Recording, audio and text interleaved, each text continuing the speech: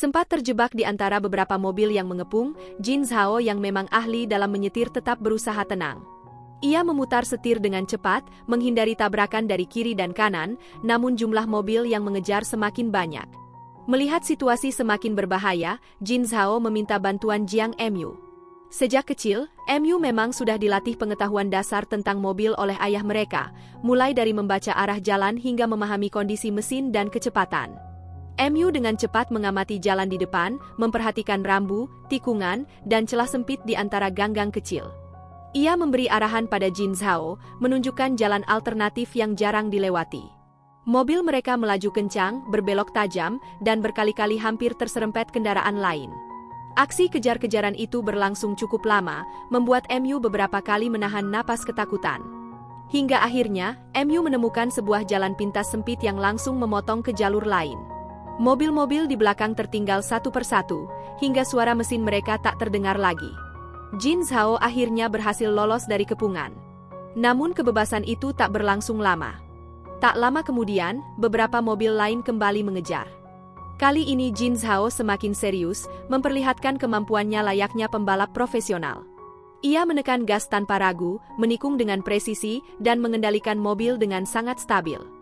Di tengah kejaran itu, Jin Zhao memberi instruksi pada Mu karena ia harus mengambil sebuah kantong yang tergantung di satu titik. Mu diminta mengambil alih setir.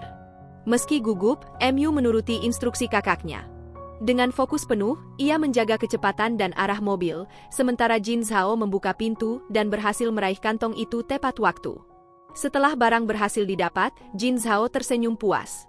Mobil-mobil pengejar akhirnya benar-benar tertinggal. Mereka pun tiba di tempat tujuan, di mana ternyata Jin Zhao datang menemui teman-teman gangsternya. Ia turun dari mobil dan mengajak Mu ikut. Teman-temannya menyambut Jin Zhao dengan sorakan dan memanggilnya Arak. Kantong yang dibawa Jin Zhao diserahkan kepada salah satu temannya. Beberapa orang terlihat sinis karena Jin Zhao membawa orang luar. Namun Jin Zhao dengan tegas memperkenalkan Mu sebagai adiknya, seseorang yang sangat ia sayangi. Ia menegaskan bahwa ia tidak memiliki pacar, hanya punya adik. Salah satu temannya kemudian menyerahkan sebuah amplop tebal berisi gepokan uang hasil balapan tadi. Mu hanya bisa terdiam, kebingungan melihat dunia yang selama ini dijalani kakaknya. Seorang pria sempat melontarkan candaan yang menyinggung Mu, bahkan menawar adiknya. Jin Zhao langsung berdiri di depan Mu dan menegaskan bahwa adiknya tak ternilai harganya. Mu merasa sangat tidak nyaman berada di tempat itu. Namun tiba-tiba Jin Zhao memeluknya, membuat sorakan semakin ramai. Mu justru merasa jantungnya berdebar kencang, wajahnya memanas, dan hatinya terasa aneh. Jin Zhao pun berpura-pura menganggap Mu sebagai pacarnya agar tak ada yang berani mengganggu. Setelah itu, ia segera membawa Mu pergi, dan perlahan semua orang pun membubarkan diri. Jin Zhao sengaja memperlihatkan dunia yang ia jalani selama ini. Mereka lalu pergi ke sebuah danau yang cukup sepi. Di dalam mobil, Jin Zhao mulai menjelaskan bahwa semua uang yang ia hasilkan adalah demi kehidupan, meski harus bertarung antara hidup dan mati. Ia melakukan itu bukan tanpa alasan. Mu keluar dari mobil dan dengan bawel memperingatkan kakaknya, menanyakan bagaimana jika hari ini masih bisa selamat, tapi bagaimana dengan esok. Apakah hidupnya akan terus seperti ini hanya demi uang? Mu ingin kakaknya hidup aman dan tenang. Jin Zhao akhirnya menceritakan masa lalunya. Sejak perpisahan mereka, ayah bekerja siang malam, namun kehidupan mereka sangat sulit. Mereka pernah tinggal di tempat bawah tanah, dan setiap kali hujan datang, tempat itu kebanjiran. Ayah juga pernah tertipu saat kondisi keuangan mereka sangat buruk. Mereka bahkan sempat hidup di jalanan.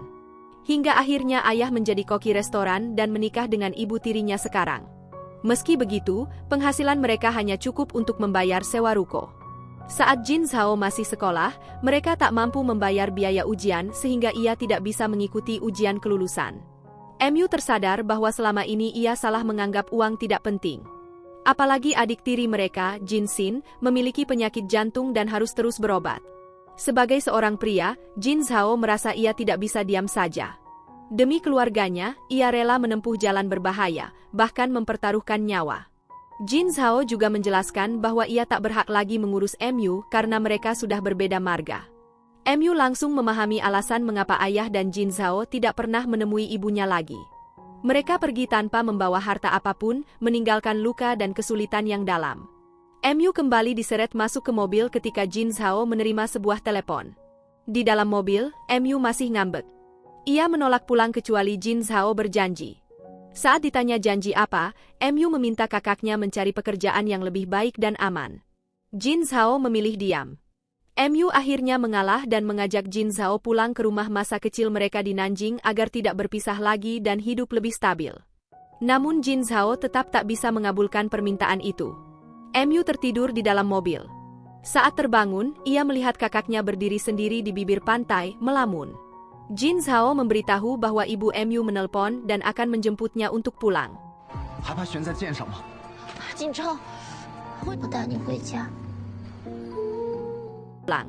Sepanjang perjalanan ke kota, mereka lebih banyak diam hingga akhirnya sampai. MU turun tanpa menitipkan pesan apapun. Jin Zhao langsung melaju kencang, meninggalkan MU. MU bertemu ibu dan ayah tirinya di restoran. Ia menolak rencana kuliah ke Kanada dan ingin tinggal di rumah masa kecilnya. Ibunya marah dan mengancam akan menjual rumah itu. MU memperingatkan agar ibunya tidak terlalu percaya pada suami barunya. Pertengkaran terjadi, dan ayah tirinya pergi. Saat ibunya menoleh ke belakang, ia melihat Jin Zhao memperhatikan dari kejauhan sebelum akhirnya pergi. Ibunya memperingatkan MU agar tidak terlalu berurusan dengan Jin Zhao karena mereka telah dewasa dan tidak memiliki hubungan darah, takut jika mereka saling jatuh cinta. Ibunya juga menyebut Jin Zhao sebagai anak yang sulit dididik. Saat itulah ibu mengaku bahwa dulu Jin Zhao sering menelpon rumah, namun ia sendiri yang melarang mereka berhubungan.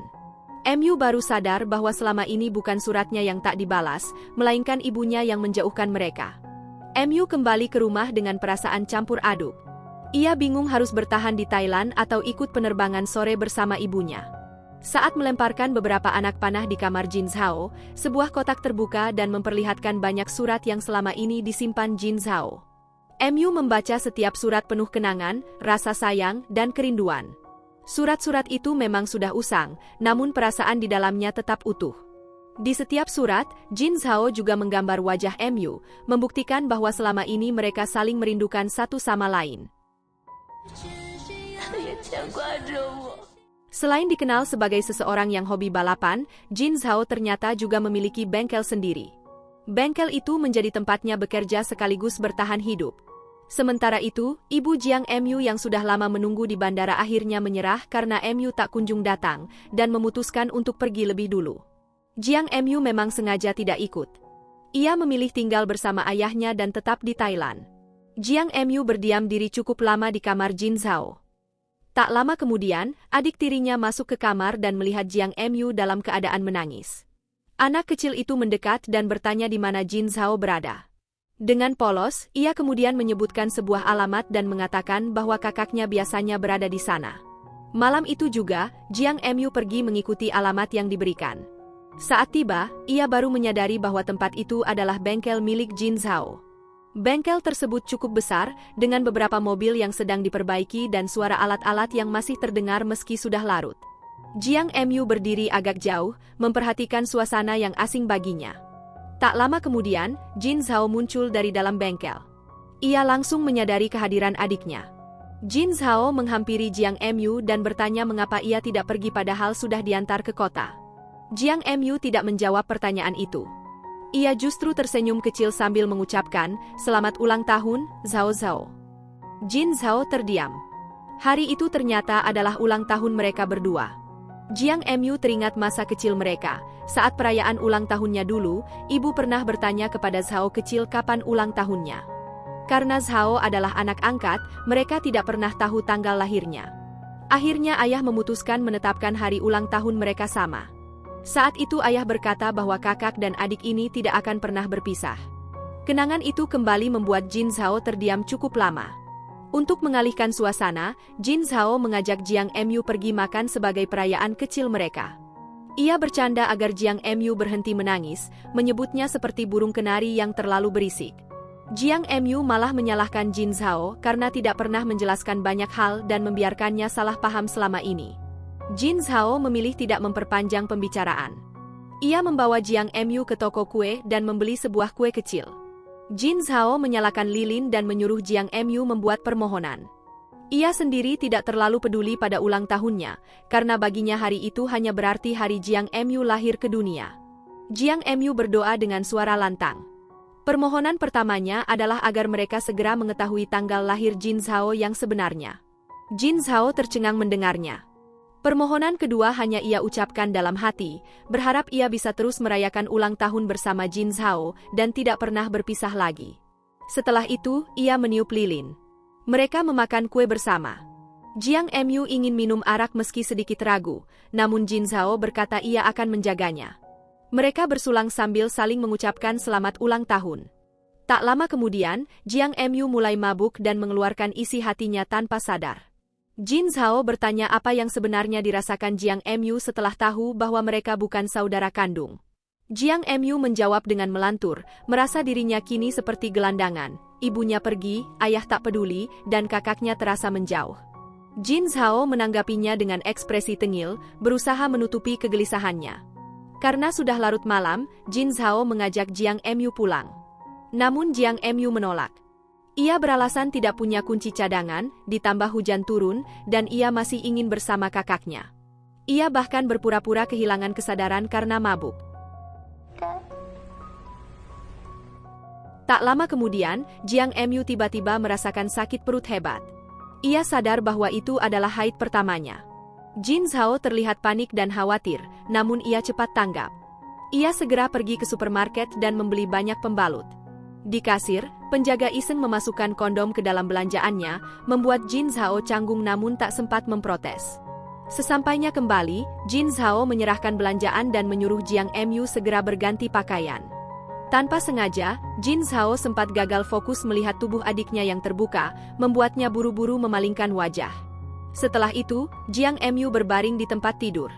Namun Jiang Mu tak bisa tidur karena rasa sakit. Jin Zhao mendengar suara benda jatuh dan langsung masuk ke kamar. Ia melihat Jiang Mu meringkuk kesakitan sambil memegangi perutnya. Bingung, Jin Zhao mencari cara di internet untuk meredakan nyeri. Jiang Mu malah menarik tangan Jin Zhao dan meletakkannya di perutnya. Perlahan Jiang Mu menjadi tenang dan tertidur, sementara Jin Zhao mengipas-ngipasinya dengan buku. Saat itu, Jin Zhao teringat masa kecilnya. Ia teringat bagaimana dulu ibu sulit menerimanya karena ayah mengadopsinya saat ibu sedang mengandung Jiang Mu. Ia juga teringat masa ketika Jiang Mu kecil belum bisa bicara dan ibu sempat menyalahkannya, hingga akhirnya ia dibawa pergi ke panti. Ironisnya, perpisahan itulah yang membuat Jiang Mu mengucapkan kata kakak untuk pertama kalinya.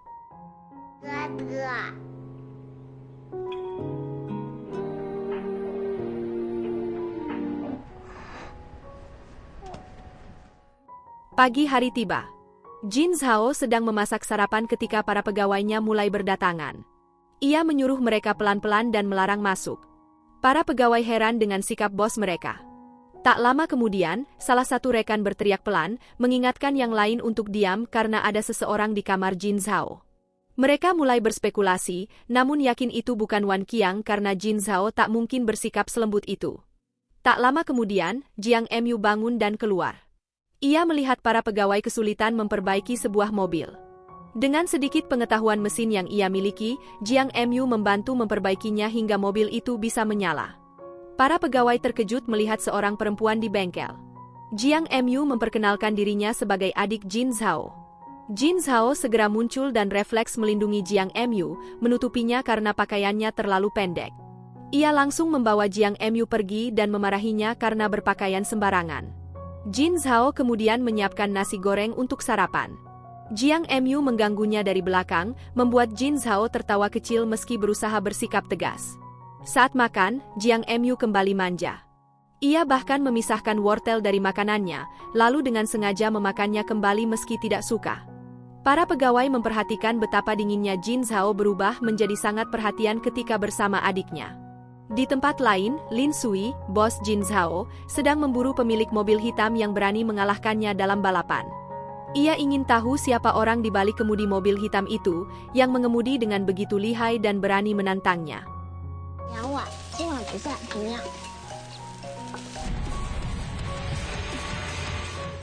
Di bengkel, Hizhang datang dengan wajah penuh ambisi, mencari Jin Zhao untuk melanjutkan pertandingan yang sempat terhenti. Ia tak terima kekalahan. Namun Jin Zhao sedang tidak ada, pergi membeli suku cadang. Sejak keluar dari bengkel Wan dan membuka bengkel sendiri, Jin Zhao memang kerap menjadi sasaran gangguan. Sanlai berusaha menenangkan suasana, tetapi rombongan Hishang justru menyerang tanpa ampun. Jiang Mu tak sempat bersembunyi. Naluri bertahannya muncul, ia melawan salah satu pria sambil diam-diam merekam perkelahian itu sebagai bukti. Saat situasi makin kacau, Jin Zhao datang tepat waktu. Tanpa banyak kata, ia langsung berhadapan dengan Hishang. Perkelahian sengit pun tak terhindarkan hingga bengkel porak-poranda. Untuk menghentikan kekacauan, Jiang Mu mengancam akan menelpon polisi. Ancaman itu berhasil membuat mereka mundur, meski Jiang Mu sadar, selama mereka terus datang, masalah ini tak akan pernah benar-benar selesai. Terungkap bahwa Wan Ji, ketua bengkel lama, hanya ingin menekan dan mengusik bengkel Jin Zhao. Ketika Jiang Mu bertanya apakah hidup kakaknya selalu dipenuhi bahaya, balapan dan tinju, Sanlai memilih menghindar. Dulu, Sanlai dan Jin Zhao adalah teman sekelas di SMA Shakun. Setelah keributan reda, Jiang Mu ikut membereskan bengkel meski tenaganya payah dan justru menjadi bahan ejekan. Ia dibiarkan sendirian, diberi tugas mengumpulkan baut-baut yang berserakan di lantai. Dari kejauhan, Jin Zhao memperhatikan adiknya. Ia baru menyadari bahwa Jiang Mu telah tumbuh dewasa dan cantik. Sebaliknya, Jiang Mu diam-diam memperhatikan sosok kakaknya yang tampak gagah, berkeringat, dan penuh karisma. Perasaan yang seharusnya tak ada itu mulai membuat hatinya gelisah.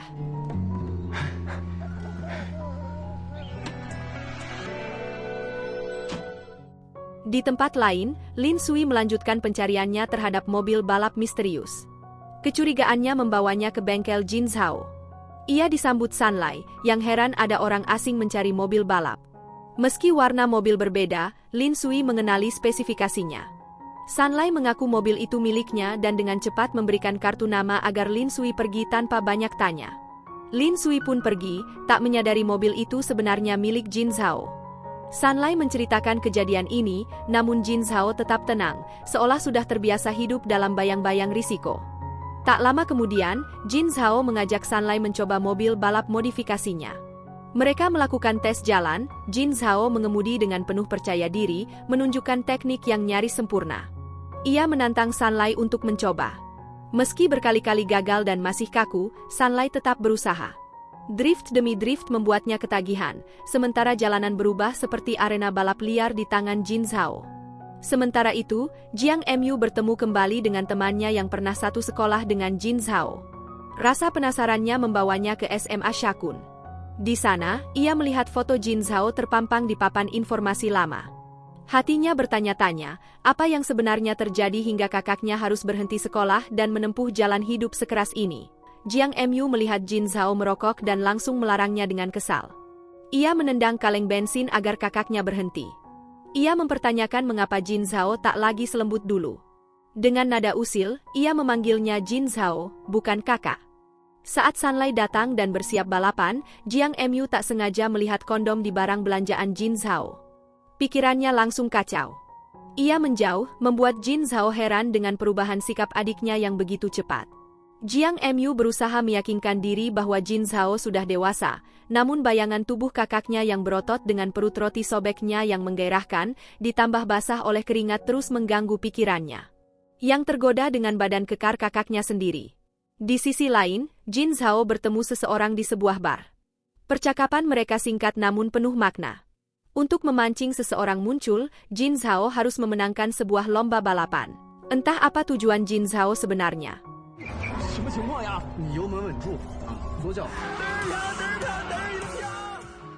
Apakah perasaan ini salah, atau justru tak bisa dihentikan? Di balik dunia balap liar, bahaya, dan rahasia keluarga, hubungan Jiang Mu dan Jin Zhao semakin melampaui batasnya. Setiap balapan membawa risiko, dan setiap tatapan menyimpan perasaan yang tak terucap. Jangan lewatkan kelanjutan Speed and Love. Dukung serial ini dengan subscribe, like, dan komentar, karena kisahnya akan semakin panas dan tak terduga di episode berikutnya.